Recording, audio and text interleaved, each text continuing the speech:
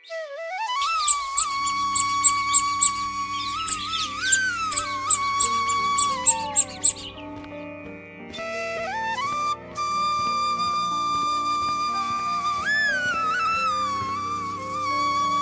सालों पहले नदी के किनारे पर एक सुंदरपुर नामक नगरी हुआ करता था।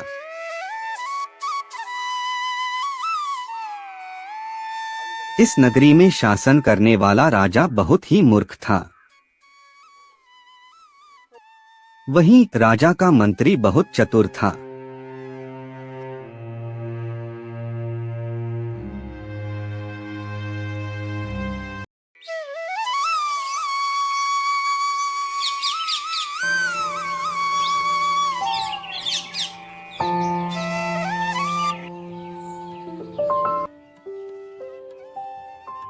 एक दिन शाम के समय राजा और मंत्री दोनों नदी किनारे टहलते हुए शाम का आनंद ले रहे थे।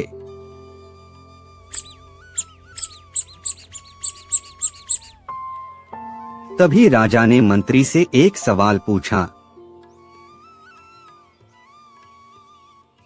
क्या तुम बता सकते हो कि यह नदी किस दिशा में और कहां तक बहकर जाती है?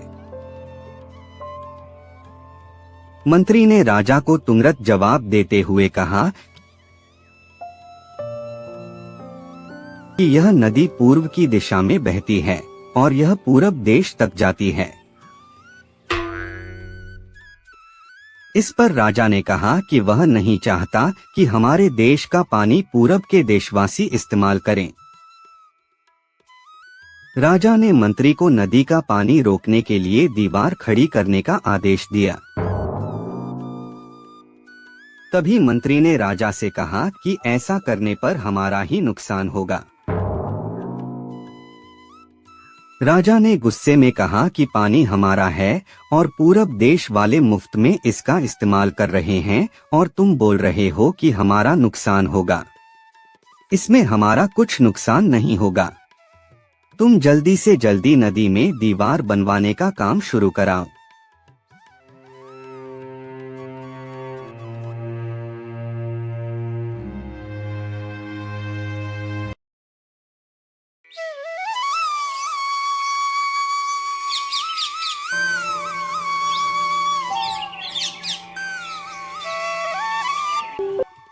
मंत्री राजा की आज्ञा का पालन करते हुए कारीगरों को बुलाता है और नदी के पास दीवार बनवाने का काम शुरू करवा देता है।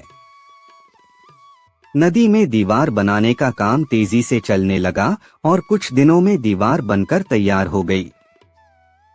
यह देखकर राजा बहुत प्रसन्न होते हैं।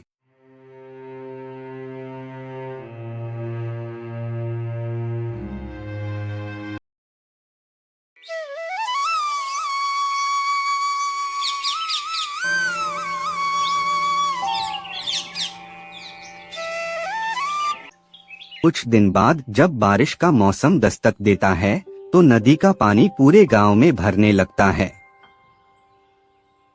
धीरे धीरे पानी लोगों के घरों में घुसना शुरू हो जाता है। इससे परेशान होकर सारे नगरवासी एकत्रित होकर मंत्री के पास आते हैं। मंत्री उन्हें आश्वासन देता है कि वह इस समस्या का हल ढूंढ निकालेगा।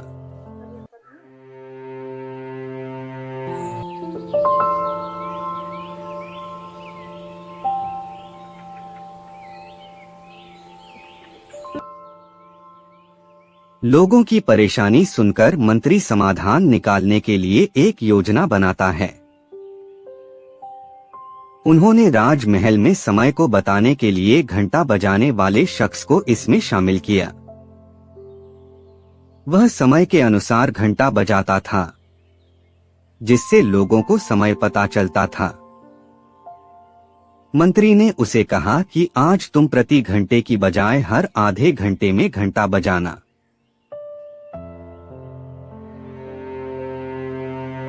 उस आदमी ने मंत्री ने जैसा कहा वैसा ही किया। इससे जब सुबह के 3 बज रहे थे तो उसने 6 बार घंटा बजाया।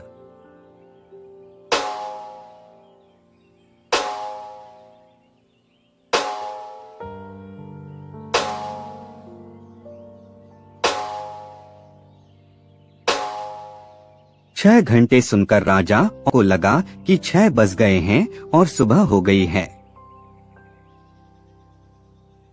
राजा उठकर बाहर आता है तो वहाँ मंत्री पहले से मौजूद होता है। बाहर अंधेरा देखकर राजा मंत्री से पूछता है कि अभी तक सूर्योदय क्यों नहीं हुआ है। राजा के सवाल का जवाब देते हुए मंत्री ने कहा, महाराज प्रातःकाल हो चुकी है, पर हमने पूर्व दिशा वालों के यहाँ पानी को जाने से रोक दिया है, तो शायद इसलिए उन्होंने हमारे यहाँ सूर्य की रोशनी को आने से रोक दिया है। इसलिए सूर्य उदय तो हुआ है, पर हमारे देश तक रोशनी नहीं पहुंची है। ऐसा लग रहा है कि अब हमारे देश में सूरज की रोशनी कभी नहीं पहुंच पाएगी। यह सुनकर राजा चिंता में पड़ जाता है और मंत्री से पूछता है कि क्या इसका कोई उपाय नहीं है। तब मंत्री उत्तर देता है कि महाराज, अगर आप नदी का पानी छोड़ देते हैं तो हो सकता है कि वो भी सूरज को छोड़ देंगे।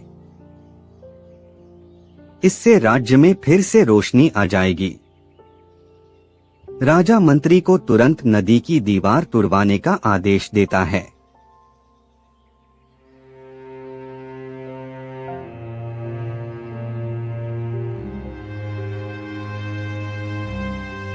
मंत्री कारीगरों को नदी पर ले जाकर उन्हें दीवार तोड़ने के लिए कहता है। कुछ घंटों में कारीगरों ने दीवार गिरा दी और तब तक सूरज के निकलने का समय भी हो गया था।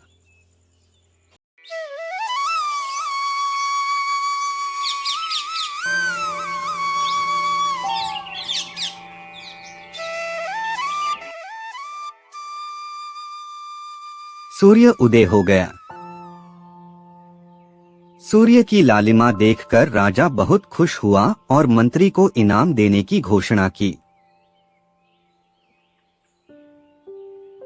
राजा ने मंत्री की तारीफ करते हुए कहा कि तुम्हारे कारण हमारे राज्य में फिर से सूर्य उदय हो पाया है और तुमने हमारे राज्य को अंधकार से बचाया है।